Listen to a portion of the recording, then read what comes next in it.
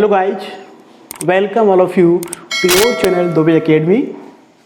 Friends, today we will study lecture 3rd of class 12th chapter 1 electric charges and field. If you have not seen our previous lectures too, then please see it for better understanding of the chapter. The link of lecture 2 is here, and please also see lecture 1 also for conceptual knowledge about the chapter. So friends, in previous lecture 2 we have studied about electric field lines, their properties and significance, concept of electric dipole, electric flux, etc. Today we will study following topics, and today's topics are dipole in uniform external field, dipole का ही topic है। उसके बाद हम पढ़ेंगे charge distribution, किस तरीके से charge distribute होता है। आफ्टर दैट गॉसिस लॉ, गॉस का लॉ पढ़ेंगे, और एप्लीकेशंस ऑफ गॉसिस लॉ, उसके एप्लीकेशंस जो है हम पढ़ेंगे, जिसमें आपका इन्फानाइट लॉन्ग वायर का एक डेरिवेशन है, प्लेन शीट का एक डेरिवेशन है, और स्फेरिकल सेल का एक डेरिवेशन है। तो इन टॉपिक्स को आज हम स्टडी करेंगे। Okay, so let's start topic 1 dipole in uniform external field. देखिए, डायपोल इन यूनिफॉर्म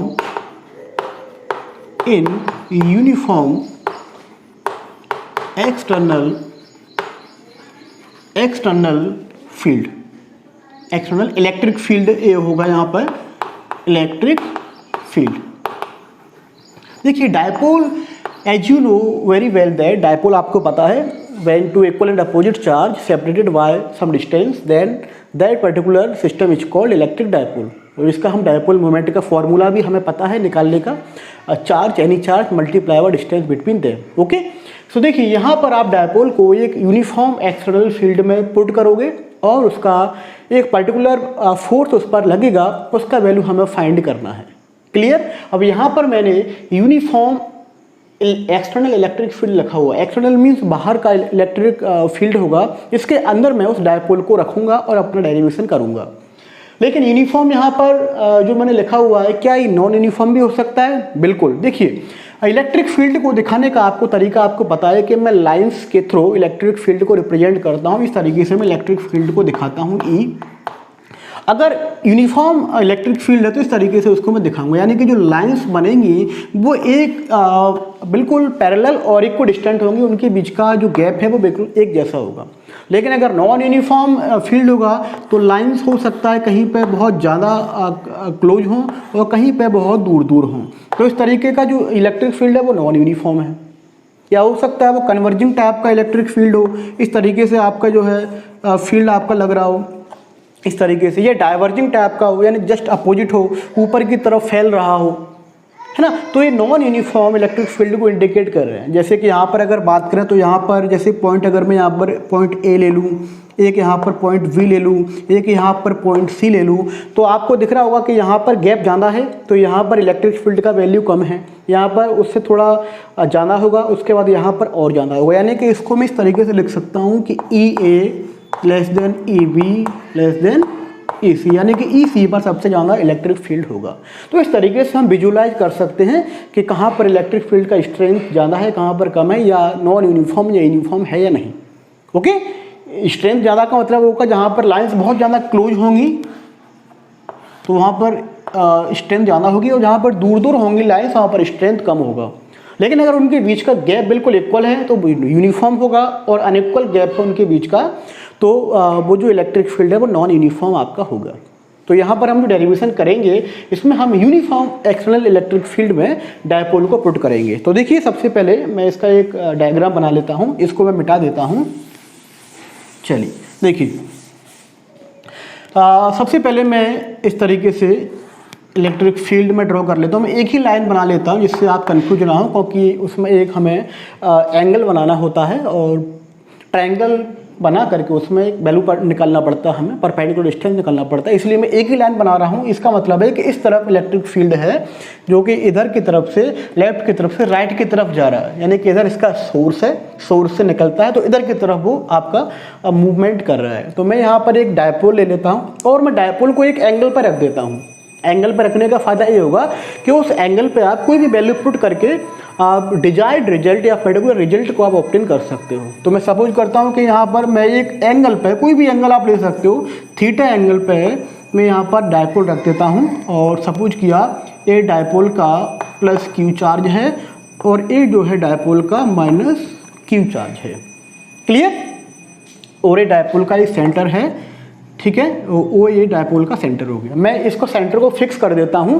फिक्स करने से ये होगा कि मुझे इसका मूवमेंट पता चलेगा इस इलेक्ट्रिक फील्ड में। क्लियर? इसलिए मैं यहाँ पर इसका जो सेंटर है वो फिक्स कर देता हूँ। और आपको पता है कि जो डिस्टेंस है वो डायपोल का जो डिस्टेंस है वो सेंटर से मेजरमेंट करते हैं हम लोग। तो सपोज किया कि इसका ए इधर की तरफ लेफ्ट, ए राइट की तरफ, टोटल कितना हो जाएगा इसका डिस्टेंस? टोटल हो जाएगा इसका 2a। क्लियर? ए 2a इसका टोटल डिस्टेंस हो गया। अब देखिए आप लोगों को as you know very well that E equal to कितना होता है, electric field equal to force per unit charge. तो F कितना हो जाएगा? F हो जाएगा QE, यानी कि इलेक्ट्रिक फील्ड की टर्म्स में जो फोर्स का जो फॉर्मूला होता है that formula is given by the relation F equal to QE। तो देखिए अब यहाँ पर जो प्लस क्यू चार्ज है उस प्लस क्यू चार्ज पर जो फोर्स लगेगा वो क्या होगा? वो भी QE होगा और यहाँ पर भी QE होगा, लेकिन उनका जो मैग्नीट्यूड है उसके साथ उसका डायरेक्शन जब हम लेंगे तो प्लस क्यू पर जो फोर्स लगेगा, देखो प्लस क्यू पर, प्लस क्यू को कौन अट्रैक्ट करेगा? नेगेटिव वाला। तो नेगेटिव वाला हम कहाँ मानते हैं? जैसे कि इलेक्ट्रिक फील्ड जो है इधर से आ रहा है, यानी कि उसका सोर्स क्या हो गया? पॉजिटिव, और वो खत्म कहाँ पर होता है? नेगेटिव, यानी कि इधर की तरफ नेगेटिव है। तो ये फोर्स लगेगा इधर की तरफ लगेगा, यानी कि इधर हो जाएगा आपका प्लस QE। सिमिलरली ये जो नेगेटिव वाला है माइनस क्यू, इस पर फोर्स किधर लगेगा? इस पर नेगेटिव है तो पॉजिटिव की तरफ लगेगा। पॉजिटिव किधर है? इधर की तरफ, क्योंकि इलेक्ट्रिक फील्ड हमारा लेफ्ट साइड से आ रहा है तो इस पर इधर की तरफ फोर्स लगेगा। तो ये क्या होगा? Minus Q. क्लियर? तो इस तरीके से डायपोल का एक सिस्टम हो गया। नाउ अब इस पर हम टोटल फोर्स की अगर हम बात करें तो मैथमेटिकली दोनों चार्ज इक्वल हैं और उन पर फोर्स भी सेम स्ट्रेंथ के लग रहे हैं, यानी कि इस पर जो नेट ट्रांसलेटिंग फोर्स होगा वो डेफिनेटली जीरो होगा। यानी कि नेट फोर्स कितना होगा? ट्रांसलेटिंग वर्ड यूज करेंगे यहाँ पे, नेट ट्रांसलेटिंग फोर्स जो होगा वो आपका क्या होगा? प्लस QE माइनस QE, यानी कि क्या हो जाएगा आपका? जीरो। क्लियर? तो नेट फोर्स तो इस पर जीरो होगा, लेकिन चूंकि इसका जो सेंट्रल है, इसका जो सेंटर है वो फिक्स्ड है, तो इस पर क्या होगा? जब two anti parallel equal and opposite force किसी पर्टिकुलर ऑब्जेक्ट पर लगते हैं जिसका सेंटर फिक्स हो, तो उन पर्टिकुलर फोर्स के लगने की वजह से एक टॉर्क डेवलप होता है। टॉर्क का मतलब होता है रोटेशनल फोर्स। फॉर एग्जांपल जैसे कि मेरे पास एक चौक है या मेरे पास कोई स्केल है इस तरीके का कोई जो है, अगर मैं उसका इस तरीके से मैं उसको पकड़ के रखूं और एक कोई फोर्स कोई पर्सन इधर से लगाए, यहाँ से इधर की तरफ लगाए, और एक को इधर की तरफ लगाए, तो इस पर क्या होगा? अपोजिट फोर्सेस की वजह से इसमें एक रोटेशनल फोर्स डेवलप होगा जिसकी वजह से ये घूमने लगेगा जो है, और उसको हम फिजिक्स की लैंग्वेज में उसे हम बोलते हैं टॉर्क, यानी कि टॉर्क या रोटेशनल फोर्स। तो उस पर टॉर्क डेवलप होने लगेगा क्योंकि ये कपल बन रहे हैं, अपोजिट एंटी पैरेलल फोर्स इस पर वर्क कर रहे हैं, तो उस पर एक कपल बनने लगेगा। कपल क्या करेगा? इसे घुमाएगा, इसे रोटेशन कराएगा इस इलेक्ट्रिक फील्ड की वजह से। और कब तक कराएगा? वो उसको जब तक कराएगा जब तक ये जो पर्टिकुलर जो डायपोल है वो इस इलेक्ट्रिक फील्ड के पैरेलल ना हो जाए, यानी कि इसको वो इसके डायरेक्शन में लाने का कोशिश करेगा, इस तरीके से इसको घुमा करके लाएगा और इस तरीके से ले आएगा। यानी कि यहाँ पर जब वो इस तरीके से आ जाएगा, पैरेलल आ जाएगा, तो फिर इधर फोर्स लगेगा और नेगेटिव की वजह से इधर फोर्स लगेगा तो फिर जीरो हो जाएगा, यानी कि यहाँ पर आके वो स्टेबल हो जाएगा, जबकि यहाँ पर अभी वो अनस्टेबल है। जैसे कि कोई इस पर इस तरीके से फोर्स लगाए, कोई एक नीचे की तरफ लगाए, एक ऊपर की तरफ लगाए, तो इसमें कोई भी मूवमेंट नहीं होगा, यानी कि स्टेबल पोजीशन में आ जाएगा। सिमिलर यहाँ पर होगा जो है। क्लियर? लेकिन अभी इस पर फोर्स लगेगा और वो फोर्स कौन सा होगा? टॉर्क होगा। तो हम टॉर्क का आपको जो है पता होगा इसका फॉर्मूला, टॉर्क निकालने का formula as you study in class 11। Torque यानी कि आइदर फोर्स, कोई भी एक फोर्स लेते हैं multiplied by perpendicular distance between two anti parallel force. मैं यहाँ पर लिख देता हूँ, यानी कि either force multiplied by perpendicular distance between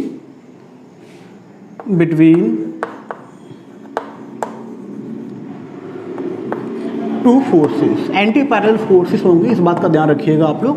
clear? तो that is general formula of torque. और टॉर्क को हम एक ग्रीक लेटर टाउ से इंडिकेट करते हैं। एक टाउ है, ग्रीक लेटर है, इससे हम इंडिकेट करते हैं। क्लियर? तो आइदर फोर्स, कोई भी एक फोर्स ले लीजिए, सपोज किया Q E plus Q minus Q, कोई भी एक फोर्स ले रहा हूं मैं। अभी मैं यहाँ पर केवल मैग्नीट्यूड लिख रहा हूँ। क्लियर? मल्टीप्लाइड बाय, एक क्रॉस मल्टीप्लीकेशन नहीं है, नॉर्मल मल्टीप्लीकेशन है, perpendicular distance between two force, यानी कि इन दोनों फोर्सेस के बीच का परपेंडिकुलर डिस्टेंस। यानी कि परपेंडिकुलर कैसे होगा? जैसे कि मैं यहाँ पर एक लाइन अगर मैं इस तरीके से ड्रॉ करता हूँ और इस तरीके से यहाँ पर बनाऊँ, बिल्कुल इनको क्रॉस करते हुए, तो इनके बीच का परपेंडिकुलर, क्योंकि 90 डिग्री एंगल बनेगा ये। मैं इसको थोड़ा सा हाईलाइट कर देता हूँ। इस तरीके से अगर मैं इसको बनाता हूँ, एक फोर्स यानी कि यहाँ से एक लाइन सीधा, उसके बाद यहाँ से एक सीधी लाइन उस फोर्स से, तो ये जहाँ पर ये क्रॉस करेंगी वहाँ पर 90 डिग्री होगा, तो ये इनके बीच की परपेंडिकुलर डिस्टेंस हो जाएगा। अब इसको हम फाइंड कैसे करें? तो देखिए, आप लोगों को पता है कि ये ट्रायंगल बन रहा है यहाँ पर। देखिए, इसको आप चाहो तो लिख सकते हो, जैसे ओ है, इसको मैं ए बोल देता हूँ, इसको बी बोल देता हूँ। ओके, एज योर विश, आप कुछ भी यहाँ पर ले सकते हैं, पी क्यू आर, जो आपको लेना हो। अब देखिए, यहाँ तक का डिस्टेंस कितना हो गया? ए। क्लियर? तो यहाँ तक का ए हो गया, और ए आपका एंगल आपको दिख रहा है, ये 90 डिग्री है। और मुझे अगर यहाँ तक का डिस्टेंस पता चल गया, और मैं यहाँ तक का ही पता कर लूँगा, क्योंकि सेम डिस्टेंस है यहाँ तक का, ये जितना वैल्यू यहाँ तक का उतनी वैल्यू यहाँ तक का है, तो ये वाला वैल्यू कितना होगा? तो देखिए, आपको पता है कि साइन थीटा का जो फॉर्मूला होता है वो कितना होता है? Sine theta perpendicular upon hypotenuse, यानी कि sine theta equal to perpendicular upon hypotenuse. तो ये थीटा के जो सामने वाला है, ये वाला, ये क्या है? दैट इज परपेंडिकुलर, ये परपेंडिकुलर है। तो परपेंडिकुलर कैसे मिलेगा आपको? एच साइन थीटा, एच यानी हाइपोटेनियस। तो हाइपोटेनियस कितना दिया हुआ? 90 के सामने वाला हाइपोटेनियस आपका ए दिया हुआ है, तो ये हो जाएगा आपका equal to a sine theta, यानी कि जो ए वाला जो वैल्यू है वो कितना होगा? ए साइन थीटा, यहाँ तक का वैल्यू। अब ए साइन थीटा यहाँ तक का होगा, सेम ए साइन थीटा यहाँ तक का, क्योंकि डिस्टेंस बराबर है ना, सेंटर फिक्स किया हुआ है। तो ए साइन थीटा प्लस ए साइन थीटा कितना हो जाएगा आपका? 2a sine theta. क्लियर? ये 2a साइन थीटा आपका हो जाएगा। अब आपको पता है P इक्वल टू, पता है आपको P इक्वल टू होता है Q इंटू 2a, यानी कि electric dipole moment is defined as charge multiply by distance between them. तो मैं इस Q की जगह पे और 2a की जगह पे क्या लिख सकता हूँ? इसकी जगह पे लिख सकता हूँ मैं P, यानी कि इलेक्ट्रिक डायपोल मोमेंट। तो टाउ क्या हो जाएगा आपका? टाउ हो जाएगा आपका PE साइन थीटा। ओके, तो this is the general formula of torque acting on this dipole when placed in uniform electric field. Clear? तो tau equal to P sine theta is the main formula of this derivation. Clear? इस फॉर्मूले को चाहो तो vectorial form में भी लिख सकते हो। मैं इसको मिटा देता हूँ। ओके, मैं इसको मिटा देता हूँ ऊपर से।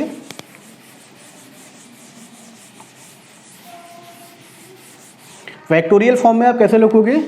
इन वेक्टोरियल फॉर्म में आप कैसे लिखेंगे? यानी कि tau equal to P cross E, क्योंकि आप क्रॉस को आप रिमूव करोगे तो क्रॉस की जगह पे क्या आ जाता है? Sine theta. ये आपने 11th क्लास में ऑलरेडी पढ़ा होगा। तो this is a vectorial representation of this derivation. Clear to all?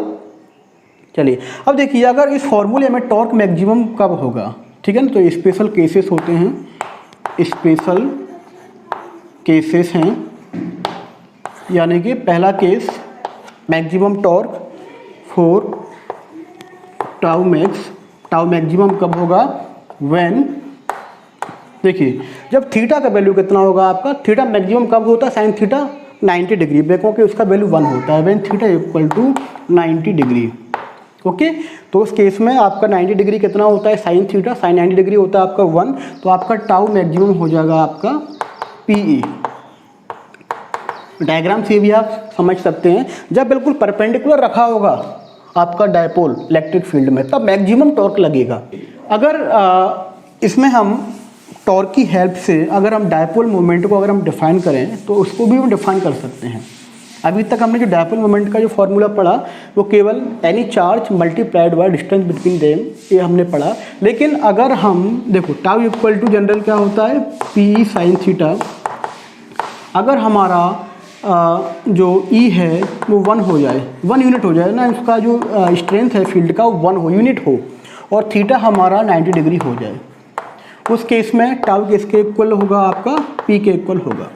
Clear, क्योंकि इसकी जगह 1 हो गया, इसकी जगह ही 1 हो गया, तो टाउ इक्वल टू पी, यानी कि इलेक्ट्रिक जो डायपोल मोमेंट है is also equivalent to torque when an electric dipole placed perpendicular in a uniform magnetic field of strength 1 unit.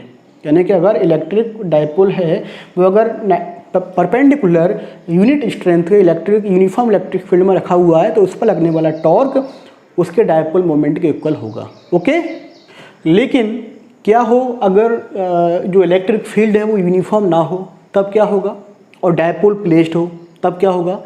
देखिए तब क्या होगा, ध्यान दीजिए, इसी टॉपिक के केसेस हैं। तो मैं इसी में when dipole is placed in non-uniform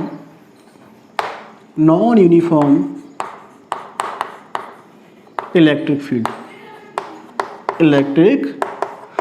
field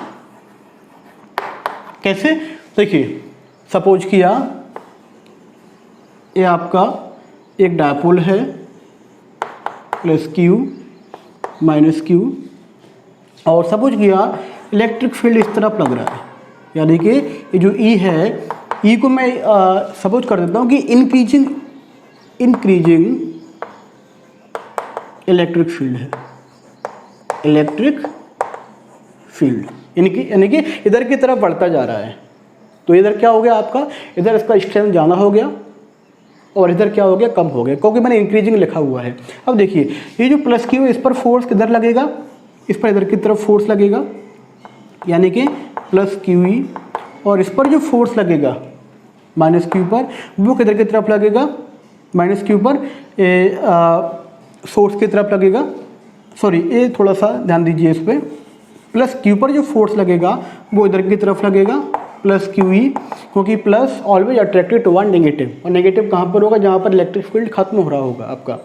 और यहाँ पर जो फोर्स लगेगा वो किधर लगेगा, वो इधर की तरफ लगेगा, यानी कि माइनस का क्यू ई, क्योंकि नेगेटिव पर फोर्स लगता है जहाँ पर उसका ओरिजिन होता है इलेक्ट्रिक फील्ड का। तो देखिए इसमें ज़्यादा स्ट्रेंथ किसका होगा, किस फोर्स का होगा, क्यू ई, फोर्स किस पर डिपेंड करता है, क्यू ई। तो देखो यहाँ पर ई ज़्यादा है, क्यू का दोनों का स्ट्रेंथ सेम है, यहाँ पर ई कम है, तो फोर्स का वैल्यू ज़्यादा कौन सा होगा, ए वाला, क्यू ई, ए फोर्स ज़्यादा होगा, यानी कि इस पर जो नेट फोर्स होगा वो इधर की तरफ लगेगा, यानी कि नेट फोर्स, यानी कि नेट फोर्स इस पर, क्योंकि ये ज़्यादा फोर्स है, एक कम फोर्स है, ज़्यादा में से एक कम माइनस करोगे तो रिजल्टेंट फोर्स आकर इधर की तरफ आएगा, यानी कि आपका डायपोल है वो ए वाला जो सिस्टम है डायपोल का वो इधर की तरफ मूव करेगा। अब इस पर नॉट ट्रांसलेटिंग फोर्स जीरो नहीं है, जबकि पहले वाले में जब यूनिफॉर्म हमने रखा था उसमें, तो उस पर नेट ट्रांसलेटिंग जो फोर्स आ रहा था, रोटेशन फोर्स नहीं, ट्रांसलेटिंग फोर्स था, वो जीरो था, जबकि इसमें नहीं है। क्यों, क्योंकि नॉन यूनिफॉर्म फील्ड में रखा हुआ है। क्लियर। अगर मैं चार्जेस को अगर मैं चेंज कर दूँ, नेगेटिव इधर ले आऊँ, प्लस इधर ले आऊँ, तब क्या होगा, तब देखिए तब क्या होगा, तब मैं यहाँ पर बना देता हूँ, यानी कि फिर से मैं यहाँ प्लस क्यू कर देता हूँ, यहाँ पर माइनस क्यू कर देता हूँ, और इलेक्ट्रिक फील्ड का मैं यही रखने देता हूँ डायरेक्शन। तो इंक्रीजिंग इलेक्ट्रिक फील्ड है, तो देखिए इस पर जो फोर्स लगेगा माइनस क्यू पर, वो किधर की तरफ लगेगा, माइनस क्यू यानी कि नेगेटिव, तो पॉजिटिव, तो इस पर इधर की तरफ लगेगा। Minus Q. इस पर किधर की तरफ लगेगा, जहाँ पर ये ख़त्म हो रहा होगा, यानी कि इलेक्ट्रिक फील्ड, तो ये प्लस क्यू ही हो जाएगा। ज़्यादा फोर्स कौन सा होगा, जिसका इलेक्ट्रिक फील्ड का वैल्यू ज़्यादा होगा, यानी कि इंक्रीजिंग फील्ड है, इंक्रीजिंग फील्ड है, आप यहाँ पर भी लिख सकते हैं, यानी कि इधर फील्ड का स्ट्रेंथ ज़्यादा है, इधर की तरफ भी फील्ड जा रहा है, यानी कि ए वाला फोर्स ज़्यादा होगा, ए वाला कम होगा। तो ज़्यादा वाले में से जब कम वाले को माइनस करोगे तो आपको क्या मिलेगा, पॉजिटिव रिजल्ट मिलेगा, यानी कि इधर की तरफ आपका नेट फोर्स आपका एग्जर्ट होगा। क्लियर, यानी कि ये जो सिस्टम है डायपोल का वो इधर की तरफ मूवमेंट करेगा। तो इस तरीके से नॉन यूनिफॉर्म इलेक्ट्रिक फील्ड में रखने की वजह से इस पर एक फोर्स लगता है, जिसे हम पता कर सकते हैं सिंपल मैथमेटिक्स लगा के। Clear to all. इसका एक बहुत ही सिंपल एग्जांपल है, इसको आप समझ सकते हो रियल लाइफ में भी। देखिए, आपने जब मैंने आपको ऑलरेडी बताया था एग्जांपल, जब आप अपने ड्राई हेयर से किसी कॉम को या किसी प्लास्टिक पेन को रफ करते हो, रफ करने के बाद उसके पास कोई स्मॉल बिट्स ऑफ पेपर लेकर के आते हो उसके पास में, तो उसकी तरफ अट्रैक्ट हो जाते हैं। ऐसा क्यों होता है?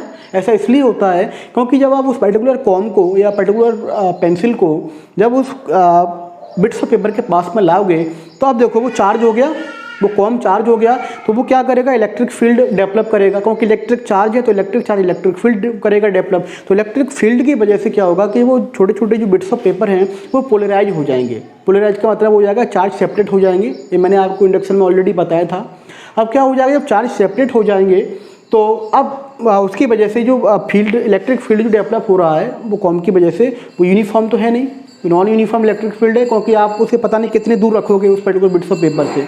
तो नॉन यूनिफॉर्म इलेक्ट्रिक फील्ड की वजह से क्या होगा, जो बिट्स ऑफ पेपर होंगे उनमें जो डायपोल मोमेंट बनेगा वो एक पर्टिकुलर फोर्स उनमें एग्जर्ट होगा, जो उस पर्टिकुलर फील्ड की वजह से होगा डेवलप। इसकी वजह से, उस फोर्स की वजह से, उस नेट फोर्स की वजह से वो स्मॉल बिट्स ऑफ पेपर उस पर्टिकुलर पेन या कॉम की तरफ अट्रैक्ट होने लगेंगे। तो इस तरीके से इसका एक एप्लीकेशन भी है इस पर्टिकुलर कॉन्सेप्ट का, जो मैंने आपको इलेक्ट्रिक कॉम की हेल्प से आपको समझाया। Clear to all. डायपोल का फिजिकल सिग्निफिकेंस भी है साइंस में। फिजिकल सिग्निफिकेंस है, इसके ब्रॉड एप्लीकेशंस भी हैं। इस कॉन्सेप्ट का यूज करके हम जो इंसुलेटर्स का स्टडी करते हैं, इंसुलेटर में किस तरीके से जो है चार्ज सेपरेट होते हैं, तो उसकी हेल्प से हम इंसुलेटर की स्टडी कर लेते हैं कि कौन सा मटेरियल इंसुलेटर है, कौन सा नहीं है, किसमें कौन कौन से कैरेक्टरिस्टिक्स हैं, है ना। इस तरीके से हम दूसरा इसमें जो एंटीना की वजह से, एंटीना से जो रेडिएशन हम स्प्रेड करते हैं, रेडिएशन का जो पर्टिकुलर फिनोमेना है वो इस कॉन्सेप्ट की हेल्प से हम स्टडी कर लेते हैं। तो ये इसका एप्लीकेशन था डायपोल का। Clear. Now let's start another topic, that is charge distribution. देखिए,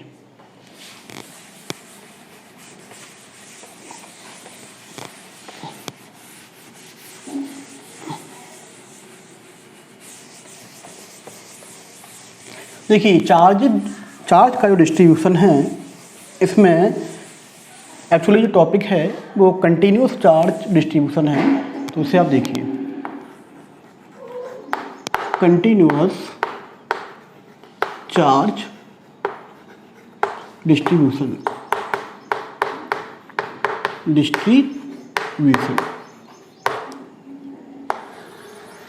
देखिए, एक्चुअली अभी तक आपने पढ़ा कि इलेक्ट्रॉन पे कितना चार्ज होता है, बहुत ही छोटी quantity 1.6 multiplied by 10⁻⁻19 coulomb charge होता है। लेकिन रियल लाइफ में जब हम चार्जेस के फिनोमेना पढ़ते हैं या चार्जेस के बारे में पढ़ते हैं तो very large amount of charge may be there, यानी कि बहुत ज़्यादा चार्ज हो सकता है।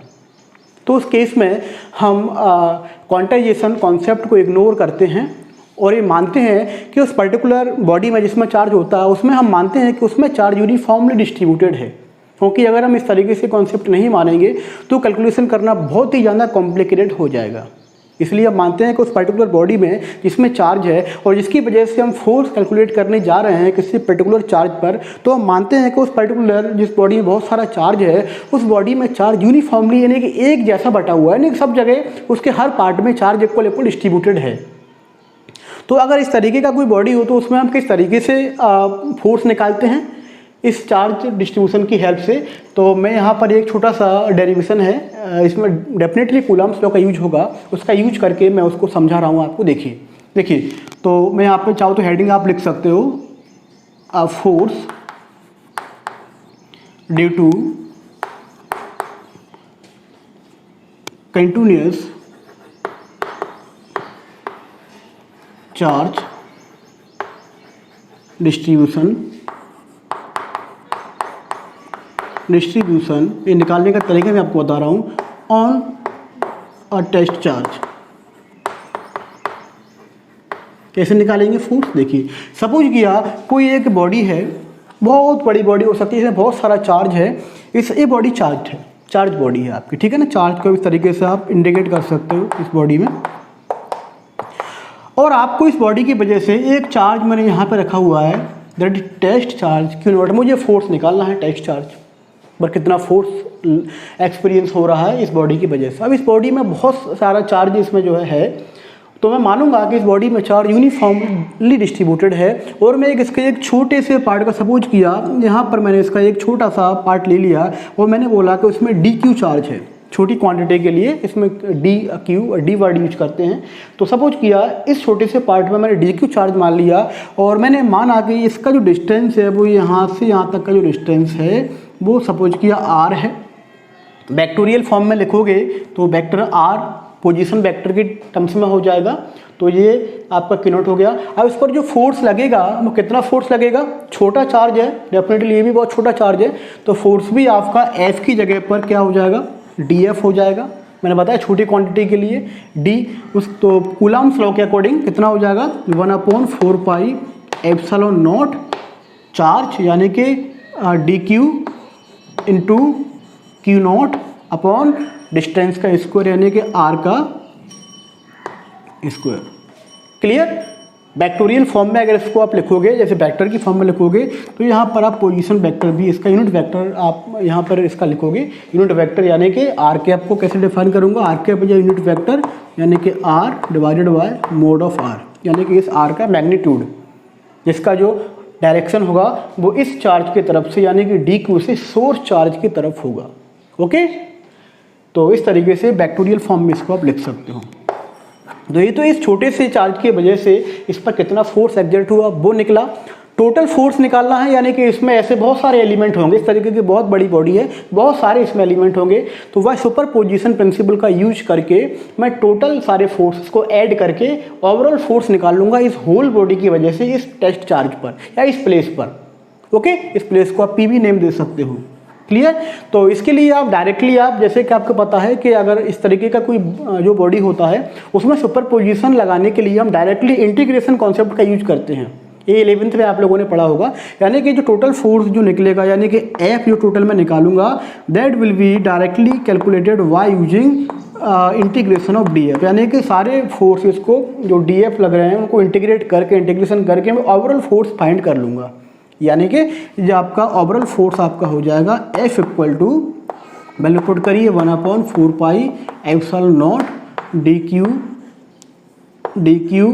क्यू नॉट अपॉन आर का स्क्वायर इंटू आर कैप। तो ये आपका हो जाएगा F equal to, constant terms को बाहर निकाल लीजिए, 1/4 pi epsilon not Q not upon are का square are cap D Q.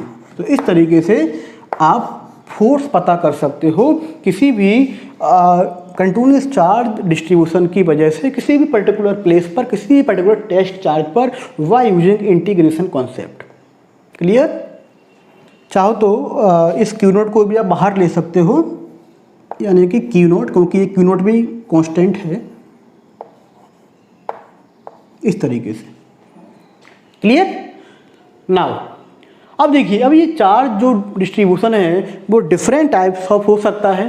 जैसे कि हो सकता है किसी पर्टिकुलर बॉडी के होल वॉल्यूम में हो, या किसी पर्टिकुलर सरफेस पर हो, या हो सकता है किसी पर्टिकुलर बॉडी अगर कोई लीनियर फॉर्म में हो, सिलेंड्रिकल फॉर्म में हो, तो उसको लीनियरली उसमें जो डिस्ट्रीब्यूटेड हो। तो किस तरीके से हम फोर्स कैलकुलेट करें, किस तरीके से हम इलेक्ट्रिक फील्ड कैलकुलेट करें, तो वो आप देखिए। जो है, देखिए different types of charge distribution.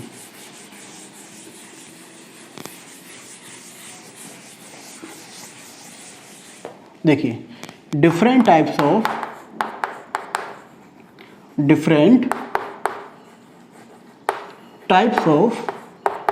Charge distribution.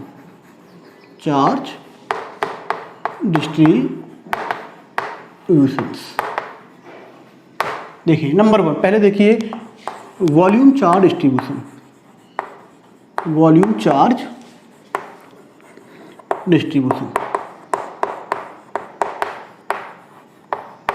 इसमें देखिए क्या होता है, सपोज किया कोई एक बॉडी है, स्फेरिकल बॉडी है और इसमें बहुत बड़ी बॉडी है, इसमें चार्ज है, ठीक है। तो इसमें मैं किस तरीके से वॉल्यूम चार्ज डिस्ट्रीब्यूशन फाइंड करता हूँ। तो सपोज किया कि इसके बाहर भी एक टेस्ट चार्ज है, क्यू नॉट है, तो मैं क्या करूँगा, इसमें एक छोटा सा वॉल्यूम कैलकुलेट करूँगा। सपोज किया एक छोटा सा वॉल्यूम है, यहाँ का सेम कॉन्सेप्ट, यानी कि पोजीशन वेक्टर आर या डिस्टेंस आर, और सपोज किया ए डी क्यू चार्ज है यहाँ पर जो है, तो इसको डिफाइन, ये आपको दिख रहा होगा जो सर्कल नहीं है, ये 3D फिगर है, जैसे कि स्क्वायर होता है, फुटबॉल या वॉल की तरह है, क्लियर। तो इसको हम डिफाइन कैसे करते हैं, यानी कि वॉल्यूम चार्ज डिस्ट्रीब्यूशन, इसको हम रो, ग्रीक लेटर रो से इंडिकेट करते हैं, और इसको हम, इसका जो फॉर्मूला है वो है चार्ज पर यूनिट वॉल्यूम। मैं यहाँ पर डी क्यू और डी वी वर्ड यूज कर रहा हूँ क्योंकि छोटी क्वांटिटी को रिप्रेजेंट करके मैं बड़ी वैल्यू को फाइंड कर लेता हूँ। यानी कि इसको हम किस तरीके से हम डिफाइन करेंगे कि when charge is distributed over the volume of any particular body then this is called volume charge distribution, या charge per unit volume is called volume charge distribution. और इसका यूनिट क्या होगा, कूलाम, और इसका क्या होगा आपका वॉल्यूम का क्या रहता है आपका मीटर क्यूब। इस तरीके से आप लिख सकते हो Cm-3, क्लियर। इस तरीके से आप इसको फाइंड कर सकते हो। ये जनरल फॉर्मूला है।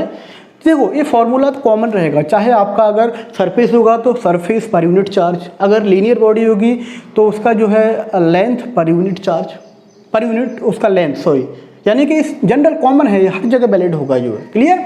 तो अब मुझे इसका जो फोर्स निकालना है कितना निकलेगा, या इलेक्ट्रिक फील्ड निकालना है, तो उसको भी आप पहले वाले कॉन्सेप्ट का यूज करके आप फाइंड कर सकते हो। कैसे, देखिए सपोज किया एक स्फीयर है, तो स्फीयर के केस में देखिए rho equal to d Q upon, अगर ये आपका स्फीयर हुआ, सपोज किया मैंने माना हुआ है ये छोटा सा जो है, ये भी आपका स्फेरिकल फॉर्म में है, छोटा सा मैंने उसका पार्ट लिया उस बड़े स्फीयर का, तो स्फीयर का वॉल्यूम आपको पता है कितना होता है, 4/3 पाई आर क्यू। तो इसका डी का वैल्यू कितना हो जाएगा इस केस में, 4/3 पाई आर क्यू। तो डी क्यू आपका कितना आ जाएगा, आपका डी क्यू आपका आ जाएगा, इसका इधर मल्टीप्लाई कर दोगे तो ये हो जाएगा आपका 4/3 pi R Q into rho, clear.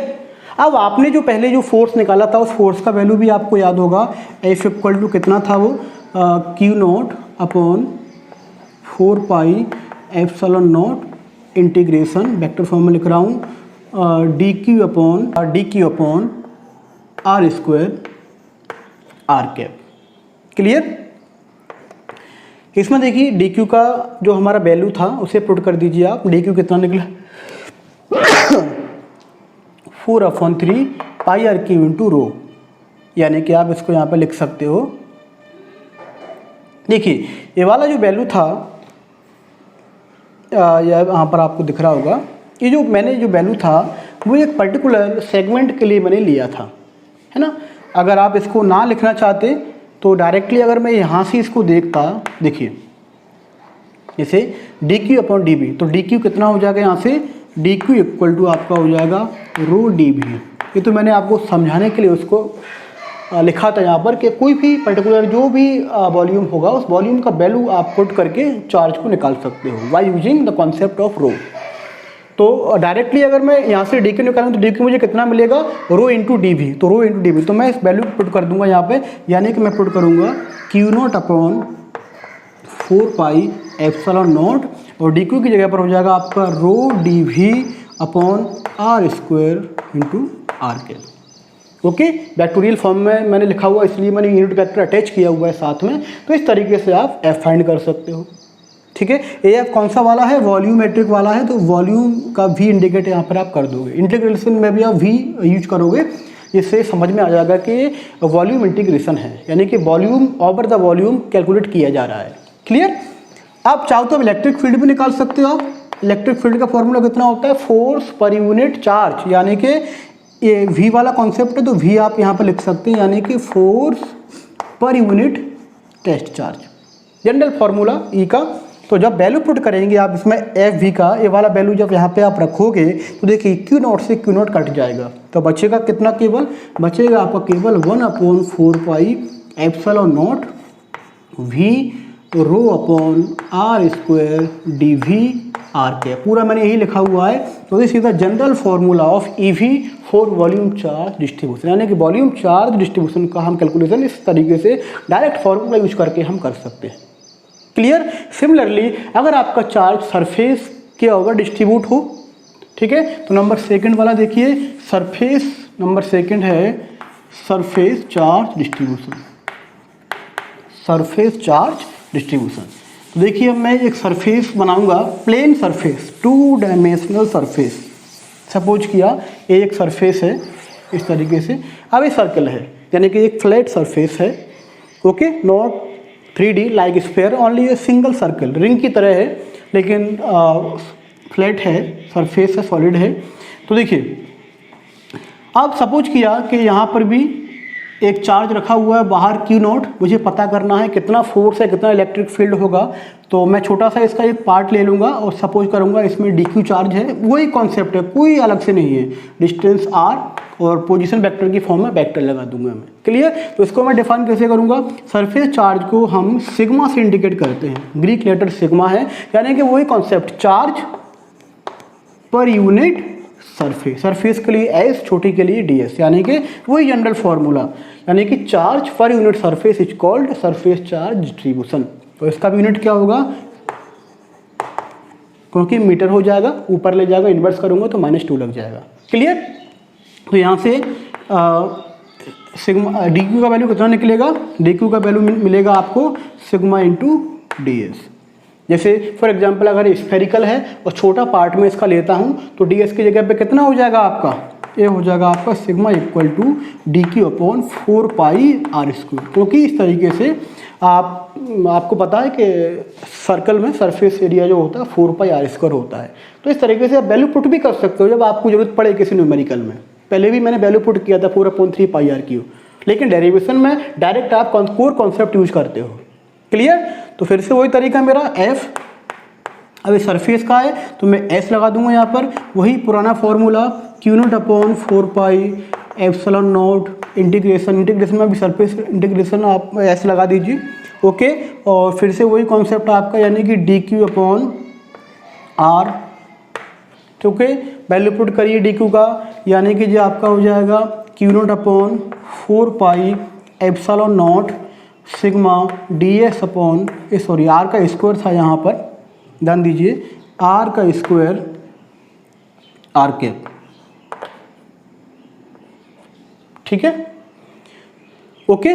और अगर आपको इलेक्ट्रिक फील्ड निकालना हो, ई एस निकालना हो, तब कितना हो जाएगा, इलेक्ट्रिक फील्ड यानी कि फोर्स पर यूनिट, ये हो जाएगा आपका चार्ज, टेस्ट चार्ज। ये देखिए आर स्क्वायर का ध्यान दीजिए, अगर पहले वाले में स्क्वायर ना मैंने बाय चांस अगर नहीं लगा पाया हो तो प्लीज़ उसमें स्क्वायर पुट कर दीजिए आप, है ना, क्योंकि ये जनरल फार्मूला हम यूज कर रहे हैं, इसमें स्क्वायर आता है यहाँ पर जो है, ओके। तो इसमें देखिए फिर से वही तरीका, कॉमन तरीका, क्यू नॉट कैंसिल हो जाएगा, बचेगा कितना आपका, बचेगा आपका केवल बाहर 1/4 pi epsilon not integration sigma d s upon are का स्क्वायर इंटू आर के।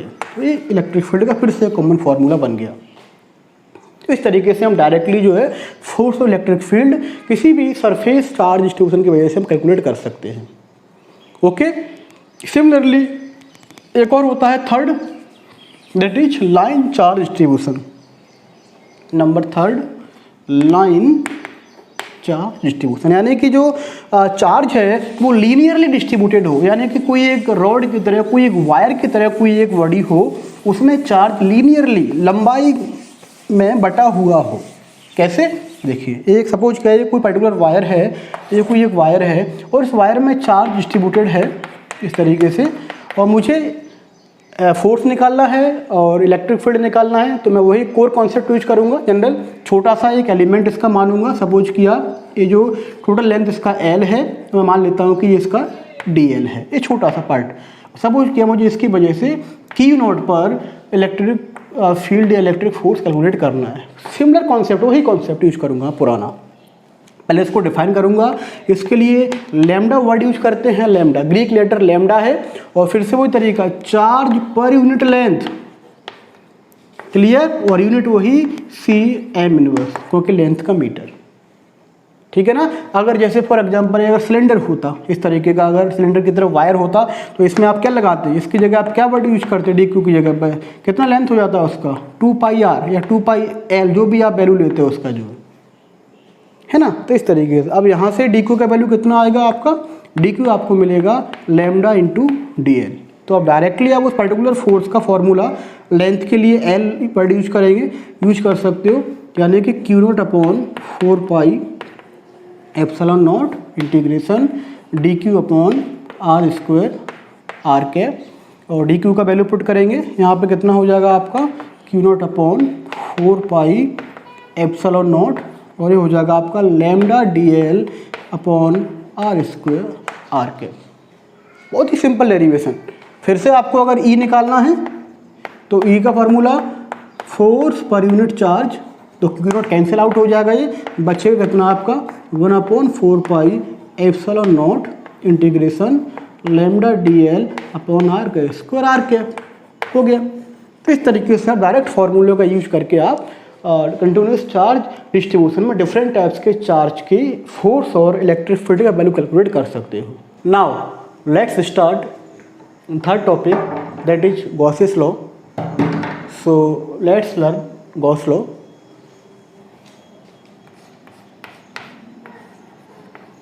Gauss's law,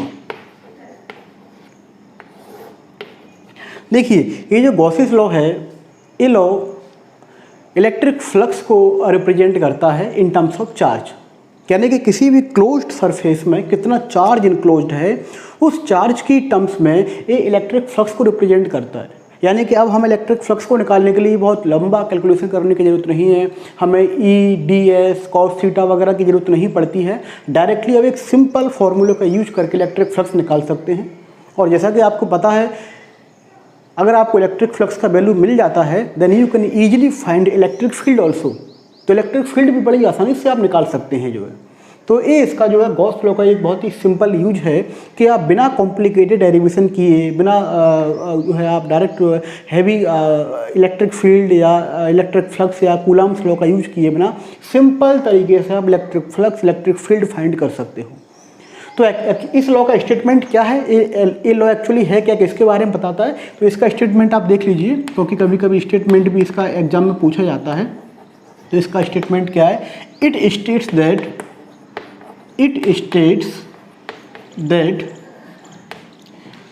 the total flux through any closed surface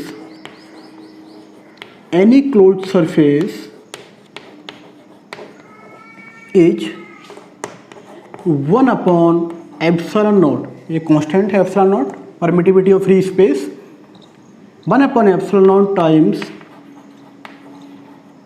the total charge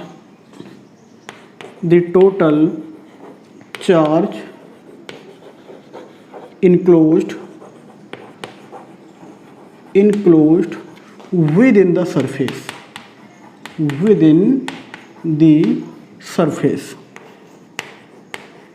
यानी कि मैथमेटिकली इसको हम किस तरीके से रिप्रेजेंट करते हैं, फाई इक्वल टू, यानी कि जो फ्लक्स के बारे में इंडिकेट करता है टोटल फ्लक्स, यानी close integral e dot d s equal to q upon epsilon nought, या सिंपल तरीके से लिख सकते हैं phi equal to q upon epsilon nought. This is Gauss's law, ये गॉस का लॉ है। यानी कि किसी भी सरफेस में, कोई भी सरफेस हो, सरफेस के अंदर कितना चार्ज इनक्लोज्ड है, उस चार्ज में अगर आप permittivity of free space constant का एप्सिलॉन नॉट का अगर आप डिवाइड लगा देते हो तो जो वैल्यू आपको मिलेगी वो वैल्यू इलेक्ट्रिक फ्लक्स के इक्वल होगी।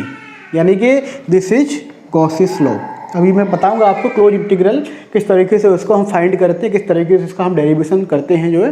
तो अब इसका डेरिवेशन देखिए, ठीक है, इसमें सारा आपका क्लियर हो जाएगा। तो देखिए डेरिवेशन, प्रूफ, डेरिवेशन या प्रूफ,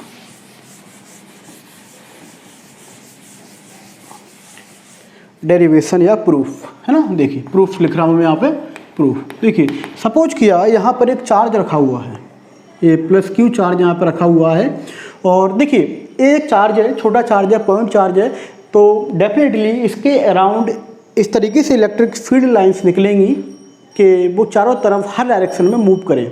जैसा कि आपको पता है कि अगर एक लीनियर चार्ज होगा, जैसे कि ट्यूबलाइट की तरह लंबा चार्ज होगा, तो उसके चारों तरफ लाइंस निकलेंगी, यानी कि उसके चारों तरफ आप किसी भी पर्टिकुलर पॉइंट पर आप एक सिलेंड्रिकल पैटर्न ड्रॉ कर सकते हो उन लाइंस को मिला करके, कहीं पर भी, कितना भी बड़ा हो सकता है, कितना भी छोटा हो सकता है, उसको बोलते हैं सिमेट्री।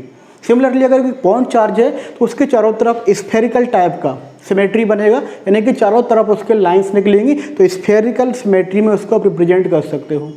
सिमिलरली अगर एक प्लेन सीट है तो उसके भी चारों तरफ आप इलेक्ट्रिक फील्ड लाइंस निकलेंगी, तो उसमें भी आप उस पर्टिकुलर पैटर्न ड्रॉ करके आप उसका जो है उसके चारों तरफ एक सिमेट्री ड्रॉ कर सकते हो जो है। तो इसके लिए मैं इस तरीके से यहाँ पर एक स्फेरिकल स्फेयर एक ड्रॉ कर देता हूँ, इस स्फेयर को बोलते हैं गॉसियन सरफेस।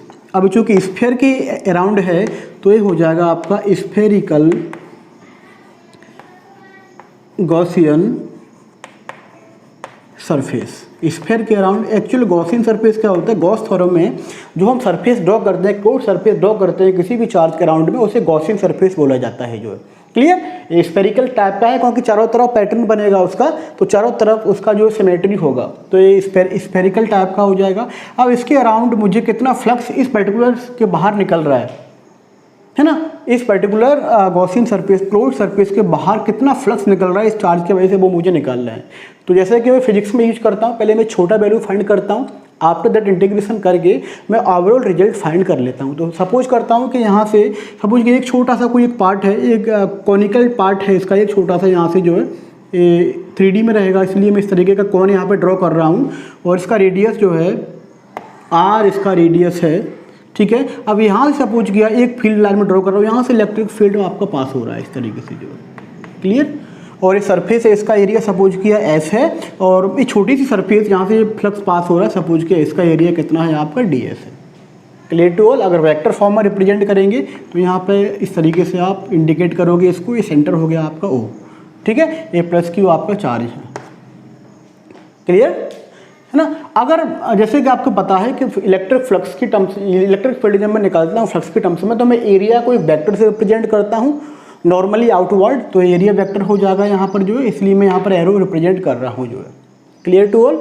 चलिए, तो इस पर्टिकुलर जगह से जो इलेक्ट्रिक फील्ड निकल रहा है वो जनरली कितना निकल रहा है, इलेक्ट्रिक फील्ड का भी डेरिवेशन हमने फाइंड किया है। तो electric field passing out through this surface S, इसको आप लिख सकते हो, मैं यहाँ पे डायरेक्टली लिख रहा हूँ, ये कितना हो जाएगा आपका E equal to 1/4 pi epsilon not, और Q अपॉन क्यू चार्ज की वजह से Q अपॉन डिस्टेंस का स्क्वायर, डिस्टेंस यहाँ से कितना होगा R, क्योंकि रेडियस के इक्वल होगा, तो R का स्क्वायर। क्लियर, ये हो गया आपका क्वेश्चन नंबर 1। इतना इलेक्ट्रिक फील्ड यहाँ से पास हो रहा है। क्लियर। नाउ अब हमें इलेक्ट्रिक फ्लक्स निकालना है, क्योंकि जो गॉस का जो लॉ है वो इलेक्ट्रिक फ्लक्स का रिलेशन बताता है। तो इलेक्ट्रिक फ्लक्स आपको पता है, वी नो दैट, हमें पता है कि इलेक्ट्रिक फ्लक्स कितना होता है, इलेक्ट्रिक फ्लक्स यानी कि फाई इक्वल टू आपका होता है E into S cos theta. Clear, ये कॉस थीटा मैंने बताया था आपको, याद करिए आप, अगर आपको नहीं याद हो तो प्लीज़ इसको आप देखिए लेक्चर को। इसमें थीटा किस एंगल से, एरिया वेक्टर से वो रिप्रेजेंट कर रहा है आपका इलेक्ट्रिक फील्ड किस डायरेक्शन में निकल रहा है, उस एंगल के बारे में बताता है। अब चूंकि मेरा छोटा सरफेस एरिया है, छोटा मैंने पार्ट लिया हुआ है, तो छोटे के लिए मैं यहाँ पर डी यूज करूँगा, यानी कि डी फाई इक्वल टू, यहाँ पे ई इंडिकेट कर देते हैं, इलेक्ट्रिक फ्लक्स के लिए ई लगा देते हैं, क्योंकि मैग्नेटिक फ्लक्स में मैग्नेटिक फ्लक्स भी होता है जो हम आगे पढ़ेंगे, वहाँ पर हम एम वर्ड यूज करेंगे। क्लियर, तो छोटे के लिए ई और डी एस हो जाएगा, क्योंकि छोटा एरिया है, कॉस थीटा जी आपका हो गया इक्वेशन नंबर 1, ये आपका फर्स्ट इक्वेशन आपका हो गया। क्लियर, लेकिन चूंकि यहाँ पर जो एरिया वेक्टर है और जो ई है उनका डायरेक्शन सेम है, यानी कि उनके बीच में 0 डिग्री के एंगल है, तो ये यहाँ पर आपका हो जाएगा cos 0 डिग्री, और cos 0 डिग्री का वैल्यू कितना होता है 1, तो इसको आप लिख सकते हो यहाँ पर जो है d phi e equal to e D s. तो इतना फ्लक्स यहाँ से पास होगा। क्लियर। इसको 1 बोला है, इसको 2 बोल दीजिए, और ये जो ई का जो वैल्यू है वो यहाँ पर आप पुट कर दीजिए। क्लियर। मैं यहाँ पर उसको मिटा देता हूँ ऊपर से, यहाँ मैं कर रहा हूँ उसका डेरिवेशन, ठीक है। चलिए अब देखिए ए का वैल्यू पुट कर दीजिए, putting the value of e from equation 1 to equation 2, तो कितना मिल जाएगा आपको, ये आपको मिल जाएगा d phi equal to 1/4 pi epsilon not q upon are का स्क्वायर इंटू डी एस। अब मुझे क्या करना है, टोटल फ्लक्स निकालना है, ओवरऑल इस पूरी स्फेरिकल बॉडी के अराउंड निकालना है, ठीक है ना। तो ओवरऑल के लिए फिजिक्स में क्या करते हैं, इंटीग्रेशन करते हैं। तो इंटीग्रेशन क्या हो जाएगा, यानी कि टोटल फ्लक्स कितना हो जाएगा, टोटल फ्लक्स आपका हो जाएगा यानी कि phi e equal to close integration, surface के अराउंड है, सरफेस इंडिकेट कर देंगे यहाँ पर ई डी एस, इसका सॉरी इस टोटल फ्लक्स का integration d phi e. Clear. Value put कर दीजिए, तो वैल्यू पुट करने पर आपको मिलेगा, आपको close integration S 1/4 pi epsilon not और क्यू अपॉन आर का square into d S. Constant terms को बाहर ले लीजिए, तो ये आपको मिल जाएगा 1/4 pi epsilon not q upon are का स्क्वायर और close integration d s. Clear. अब देखिए ये जो क्लोज इंटीग्रेशन डी एस यानी कि होल सरफेस एरिया का छोटे से एरिया का मुझे इंटीग्रेशन करके होल एरिया ऑब्टेन करना है इस पर्टिकुलर स्फीयर का। और स्फीयर का एरिया आपको पता ऑलरेडी कितना होता है, टोटल एरिया कितना हो जाएगा 4 पाई आर का स्क्वायर, ठीक है ना। तो मैं इसको मिटा रहा हूँ और मैं इसमें वैल्यू पुट कर रहा हूँ, तो ये आपको कितना मिल जाएगा, आपको ये मिलेगा आपको 1/4 pi epsilon not q upon sorry r का स्क्वायर है, क्यू अपॉन आर का स्क्वायर, और इसका हो जाएगा 4 पाई आर का स्क्वायर। तो देखिए 4 पाई से 4 पाई कैंसिल आउट हो गया, आर स्क्वायर से आर स्क्वायर कैंसिल आउट हो गया, then you will obtain phi e equal to q upon epsilon nought. Okay, this proves Gauss's law और गॉसेस थ्योरम, ठीक है। Now let's learn applications of Gauss's law. Gauss's law का हम applications पढ़ेंगे, और इसमें आपके जनरली 3 एप्लीकेशंस हैं। तो हेडिंग मैंने लिखा एप्लीकेशंस ऑफ गॉसेस लॉ, और first application that will be read electric field due to an infinitely long straight charged wire.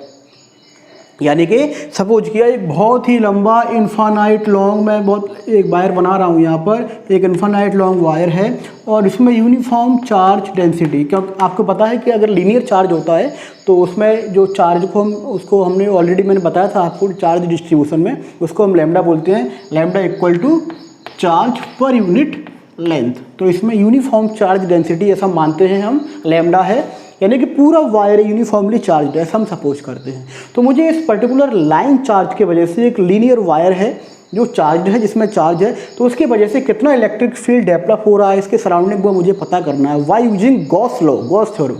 देखो वैसे तो इलेक्ट्रिक फील्ड पता करने का बहुत ही कॉम्प्लिकेटेड तरीका होता है कि हम electric field concept, electric field फार्मूलों का यूज करें या कूलम्ब्स लॉ का यूज करके उसे हम F equal to E equal to force upon q nought से उसको हम इंडिकेट करें, उससे निकालें, बहुत कॉम्प्लिकेटेड हो जाता है। लेकिन गॉस लॉ का यूज करके इलेक्ट्रिक फील्ड निकालना बड़ा इजी हो जाता है। तो ये उसके एप्लीकेशंस हम पढ़ रहे हैं उसी के रिगार्डिंग, यानी कि किस तरीके से गॉस लॉ का यूज करके हम इलेक्ट्रिक फील्ड बस बड़ी आसानी से हम ऑब्टेन कर सकते हैं जो है। क्लियर। तो फिर से बता रहा हूँ, सपोज के इन्फिनिट लॉन्ग वायर है, ये मैं डॉट बनाया ऊपर और एक प्लस चार्ज मैंने इस पर दिखाया। अब इसका डेरिवेशन करने से पहले मैंने आपको बताया था, कोई भी हम डेरिवेशन जब हम करते हैं गॉस लॉ में तो उसके अराउंड एक सिमेट्री, क्लोज सरफेस बनाते हैं। तो सपोज किया इसके अराउंड एक सिमेट्री है चारों तरफ और एक लीनियर टाइप का वायर है, तो इसके अराउंड सिलेंड्रिकल सिमेट्री होगी, यानी कि चारों तरफ इस तरीके से हम एक सिलेंडर ड्रॉ कर सकते हैं। इसके अराउंड जो है ना, कहीं पर भी हो सकता है उसका डिस्टेंस r, सपोज किया यहाँ से इसका जो डिस्टेंस है वो r है, सेंटर से चार्ज से जो डिस्टेंस है वो r है, यानी कि एक एंड का जो डिस्टेंस है सेंटर से वायर के वो r है, इधर भी r होगा। क्लियर। कहीं भी बना सकते हो आप, इसको बड़ा भी कर सकते हो सिमेट्री को, छोटा भी कर सकते हो, तो कोई फ़र्क नहीं पड़ेगा उससे जो। क्लियर। और सपोज किया इसका जो इस सिलेंड्रिकल सिमेट्री का जो सिलेंडर हमने बनाया, गॉसियन सिलेंडर जो बनाया सपोज करके उसको बनाते हैं, उसका जो लेंथ है वो L है, क्लियर। अब देखिए ये जो आपको दिख रहा है ये सिमेट्री, इसमें देखो आपको पता है कि गॉस लॉ का यूज करते हैं तो क्लोज सरफेस के अराउंड लेते हैं और एरिया फाइंड करते हैं कि सरफेस से आपका फ्लक्स पास हो रहा है। तो देखिए इसमें जनरली 3 सरफेस होंगी। पहला सरफेस तो ए वाला होगा, ये जो कर्व सरफेस है। दूसरा एक इसका ऊपर वाला पार्ट, एक नीचे वाला पार्ट, यानी कि सपोज किया ये S1 है, ये S2 है और ये आपका S3 है। क्लियर, 3 सरफेस इसमें होंगे। अब देखिए सपोज किया कि मैं इस S1 का एक छोटा सा पार्ट में यहाँ पर ले रहा हूँ, इसी तरीके से मैं S2 को एक छोटा सा पार्ट लूँगा और S3 का भी एक छोटा सा पार्ट लूँगा, क्योंकि आपको पता है कि फिजिक्स में छोटे छोटे पार्ट लेकर के बाद में इंटीग्रेट करके ओवरऑल वैल्यू फाइंड किया जाता है जो। क्लियर। अब दो इलेक्ट्रिक फ्लक्स यहाँ से कैसे निकलेगा, देखो इलेक्ट्रिक फील्ड जो निकलेगा उसका डायरेक्शन कैसा होगा, इस वायर से परपेंडिकुलर होगा, यानी कि इस तरीके से यहाँ से बाहर निकलेगा, इस तरीके से। ठीक है, यहाँ भी इस तरीके से बाहर निकलेगा, यहाँ भी इस तरीके से बाहर जाएगा। सिमिलरली इस साइड में बाहर जाएगा, है ना, इस साइड भी बना सकते हो, कंफ्यूज ना हो आप, इस तरीके से। चलिए अब इलेक्ट्रिक जब आप फ्लक्स फाइंड करते हो तो आपको एरिया वेक्टर भी लेना पड़ता है। तो इस एरिया का, इस स्फेरिकल जो कर्व सरफेस था, इसका एरिया वेक्टर किधर की तरफ होगा, ये भी इधर की तरफ होगा, यानी कि ds1 वेक्टर, ये आपका E1, इसको है ना E बोल दीजिए। सिमिलरली ये आपका E है, ये भी आपका E है, वेक्टर रिप्रेजेंटेशन भी आप इसको इंडिकेट कर सकते हो एरो लगा के। अब ये जो एरिया वेक्टर है इसका डायरेक्शन कहाँ पर होगा, ये नॉर्मली आउटवर्ड होता है, तो ये ऊपर की तरफ हो जाएगा ds2। और सिमिलरली S3 वाला एरिया है, ये भी ds3 नीचे की तरफ होगा, यानी कि यहाँ पर 90 डिग्री का एंगल बन रहा है, जबकि यहाँ पर 0 डिग्री का एंगल बन रहा है। यानी कि जब आप इसे फ्लक्स फाइंड करोगे, फाई निकालोगे, तो फाई यहाँ पर 3 जगह निकलेगा, यानी कि closed integration S1 E ds1 cos theta plus close integral S2 E ds2 cos theta, या इसको θ1 जो भी आपको बोलना हो, θ1 θ2, क्योंकि अलग अलग हम रिप्रेजेंट कर रहे हैं, और S3 का E ds3 cos θ3।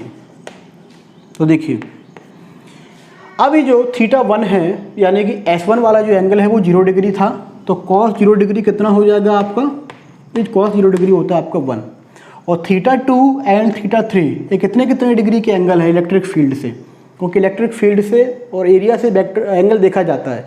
तो θ2 यानी कि θ2 इक्वल टू θ3 है, और वो कितना है 90 डिग्री है, और cos 90 डिग्री कितना होता है आपको पता है, cos 90 डिग्री का वैल्यू होता है आपका 0।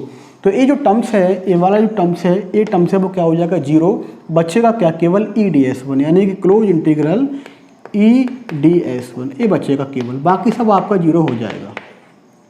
क्लियर। तो इतना फ्लक्स यहाँ से पास होगा, यानी कि E बाहर ले लीजिए क्योंकि कांस्टेंट रहेगा, और ds1, तो ये कितना एरिया होगा S1 का, जो कर्व सरफेस है सिलेंड्रिकल। आपको पता है कि सिलेंडर में कर्व सरफेस का एरिया कितना होता है, वो होता है 2 पाई, इसमें L लेंथ लिया हुआ है तो 2 पाई L, तो ये कितना हो जाएगा आपका E into 2 pi L, 2 pi RL।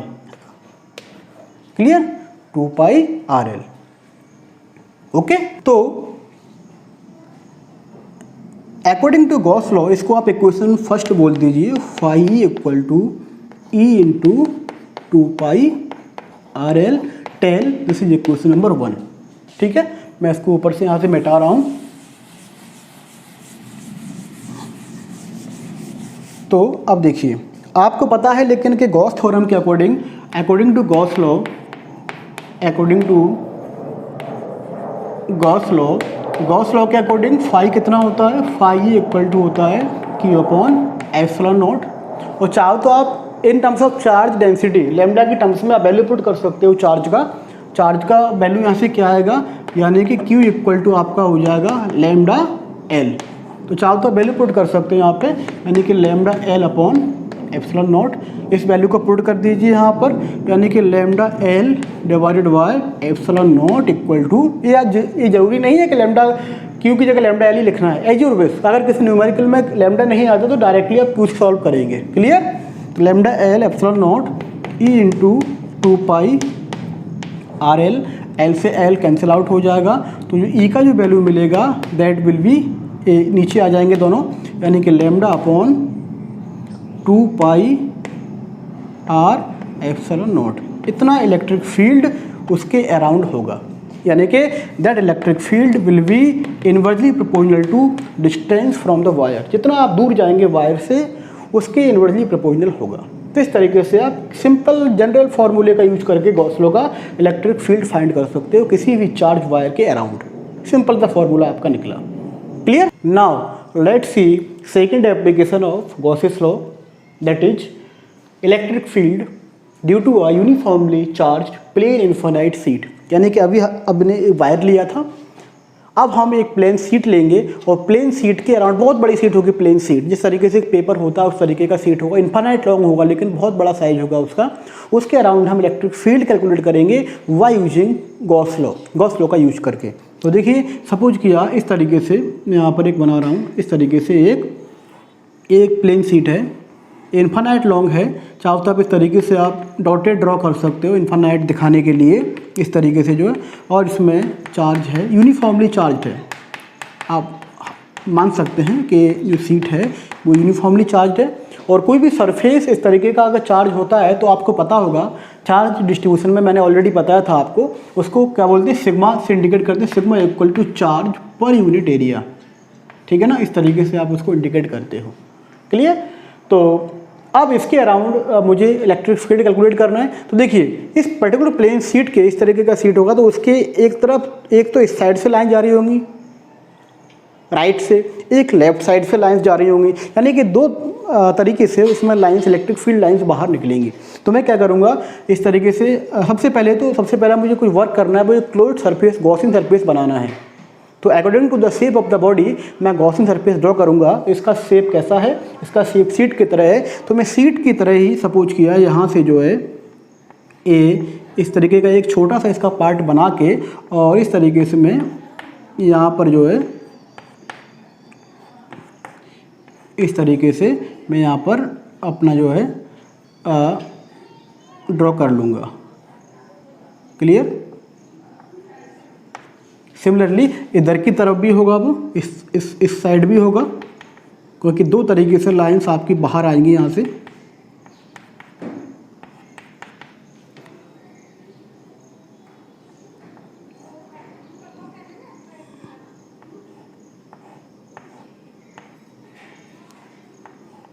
Clear? यानी कि मैंने इसी शेप में इसके अराउंड एक रेक्टेंगुलर सिलिंड्रिकल रेक्टेंगुलर सिमेट्री बना के गॉसियन सरफेस मैंने बना दिया।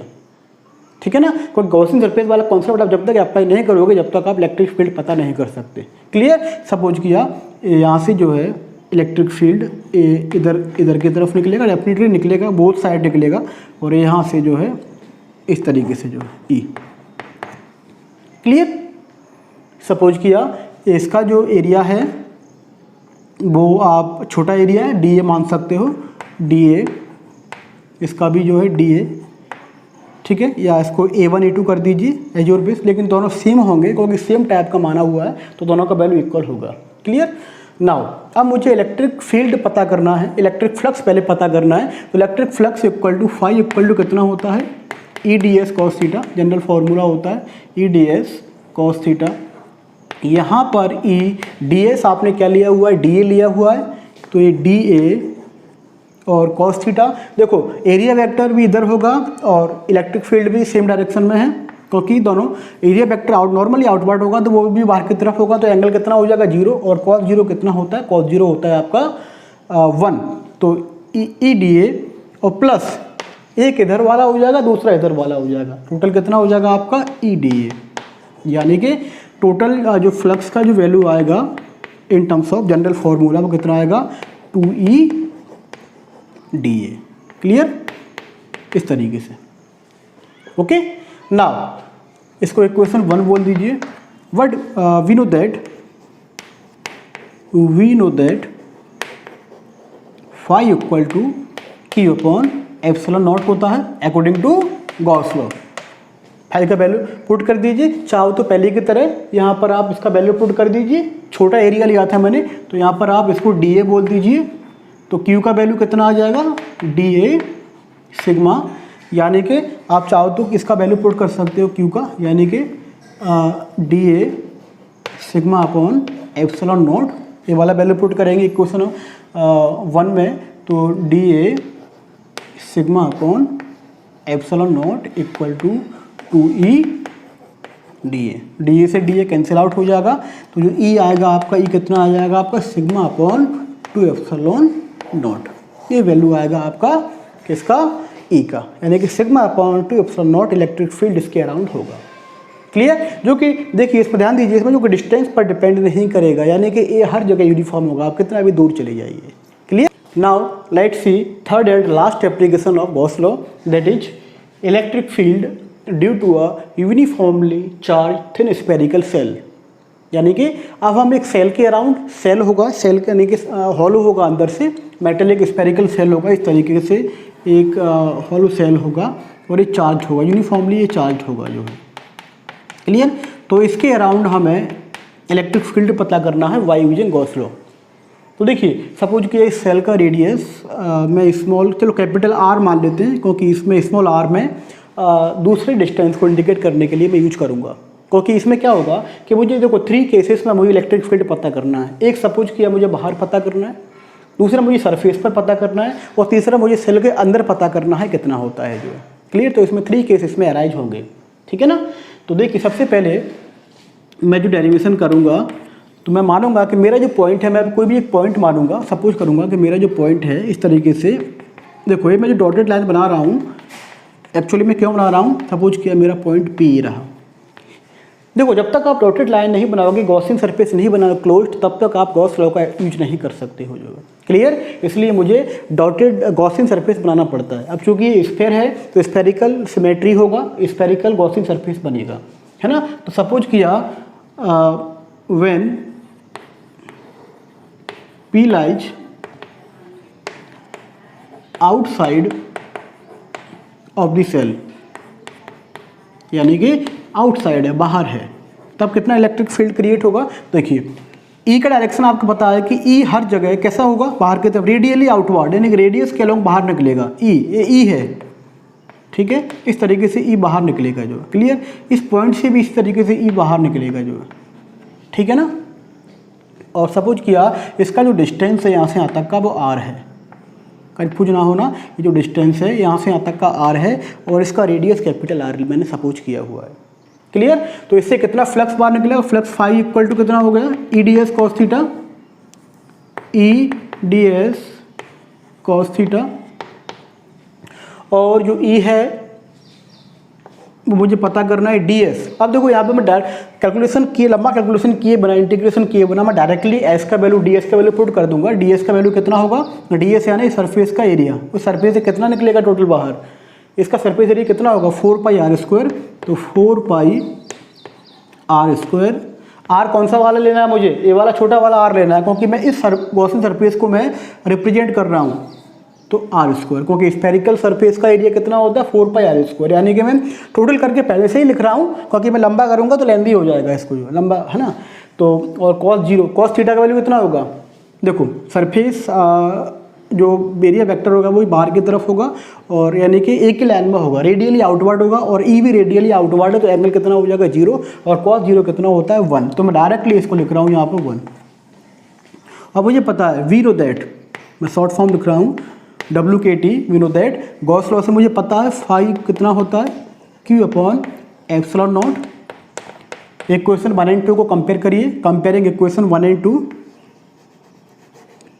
कंपेयरिंग इक्वेशन 1 एंड 2 कितना मिलेगा आपको कंपेयर करने पर, यानी कि Q upon epsilon naught equal to E into 4 pi r का स्क्वायर। तो E आपको मिल जाएगा 1 अपॉन 4 पाई, मैं इसको अलग अलग लिख देता हूँ in terms of general formula, Q upon are का स्क्वायर। तो देखिए आपको डेरिवेशन मिला, ये आपने ऑप्टर भी किया था, आपको याद आ गया होगा ये आपने पॉइंट चार्ज की वजह से कितना इलेक्ट्रिक फील्ड होता है उसका डेरिवेशन आपने पता किया था, इतना ही डेरिवेशन आया था। अगर आपको याद ना आ रहा हो तो उसको आप देख लीजिए, यानी कि कभी कभी ये क्वेश्चन घुमा के एग्जाम में पूछ लेते हैं। उसमें पूछ लेते हैं कि सो दैट ये शो करिए कि पॉइंट चार्ज की वजह से जितना इलेक्ट्रिक फील्ड डेवलप होता है उसके अराउंड बाहर, उतना ही इलेक्ट्रिक फील्ड एक स्फेरिकल सेल की वजह से भी होता है। तो देखिए सेम वैल्यू आई, यानी कि spherical shell behaves like a point charge की तरह बिहेव करता है। क्यों? क्योंकि सेम इलेक्ट्रिक फील्ड डेवलप कर रहा है।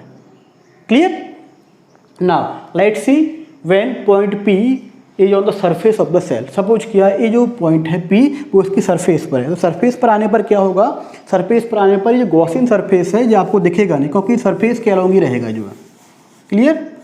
तो मैं सपोज कर रहा हूँ कि मेरा जो पॉइंट है वो सरफेस पर आ गया, ठीक है, ये P मेरा यहाँ पर आ गया, तो इसी पर रहेगा ये गॉसियन सरफेस भी, आपको ये दिखेगा नहीं यहाँ पर डॉटेड, ठीक है ना।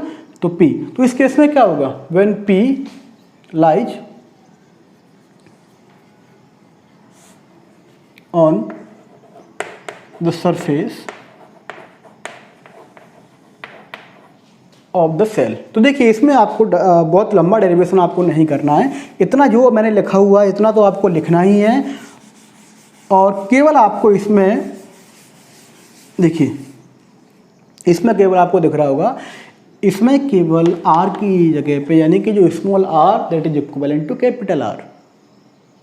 क्लियर? यानी कि आपको जो इसमें करना क्या है, इस केस में जो आपने जो r स्मॉल r पुट किया था वहाँ पर आप कैपिटल R पुट कर दीजिए। मैं यहाँ पर लिख देता हूँ उसको, फाई इक्वल टू, मैं डायरेक्टली यहाँ पर लिख रहा हूँ EDS, यानी कि E into 4 pi R² equation 1 and phi E equal to, ये गॉस लॉ का यूज करके number second. So comparing 1 and 2 you will obtain E equal to, compare करोगे तो आपको कितना मिलेगा, 1/4 pi epsilon naught Q upon R का square. केवल वैल्यू चेंज किया है, कैपिटल R किया हुआ इसको R की जगह पर, और कोई चेंज नहीं किया हुआ है। क्लियर? तो ये सरफेस पर था सेल के, इतना इलेक्ट्रिक फील्ड होगा सेल के सरफेस पर। और अगर ये क्या हो कि अगर ये पॉइंट आपका अंदर आ जाए, सपोज किया यहाँ पर आ गया आपका पॉइंट P इनसाइड, तो करोगे क्या, सबसे पहला काम इस गॉसियन सरफेस ड्रॉ करोगे आप, ये बनाया आपने गॉसियन सरफेस, और करेंगे डेरिवेशन। ये सेकंड वाला केस था हमारा, इसका ध्यान दीजिएगा, जो सरफेस पर था। अब ये थर्ड केस हम करने जा रहे हैं, नंबर थर्ड है, when P lies inside the shell. P lies inside the shell, ये लिखा हुआ ऑलरेडी, कंफ्यूज नहीं होना, इनसाइड द सेल। अब देखिए इनसाइड सेल क्या हो जाएगा, तब क्या होगा, फिर से वही, सपोज कि यहाँ से यहाँ तक का डिस्टेंस स्मॉल r है, तो फिर से वही तरीका, phi E equal to EDS cos theta, EDS यानी कि उसका एरिया 4 पाई R², और थीटा यानी कितने डिग्री का एंगल है, तो E यानी कि 0 डिग्री होगा, तो ये उसकी जगह 1 हो जाएगा, इक्वेशन नंबर 1। लेकिन we know that phi equal to Gauss theorem का यूज करके Q अपॉन एप्सिलॉन नॉट। लेकिन इस गॉसियन सरफेस के अंदर क्या कोई चार्ज है, चार्ज यहाँ पर इस सरफेस पर, इसके अंदर कोई भी चार्ज नहीं है, यानी कि Q 0 होगा यहाँ पर, तो फाई भी क्या हो जाएगा आपका, 0 हो जाएगा, क्योंकि जब डिवाइड करोगे 0 में एप्सिलॉन नॉट का तो आपको 0 मिलेगा। और जब आप इससे कंपेयर करोगे, कंपेयरिंग 1 and 2, तो कंपेयर करने पर आपको मिलेगा 0 equal to E into 4 pi R², और जब आप डिवाइड लगाओगे तो आपको E क्या मिलेगा, आपको 0।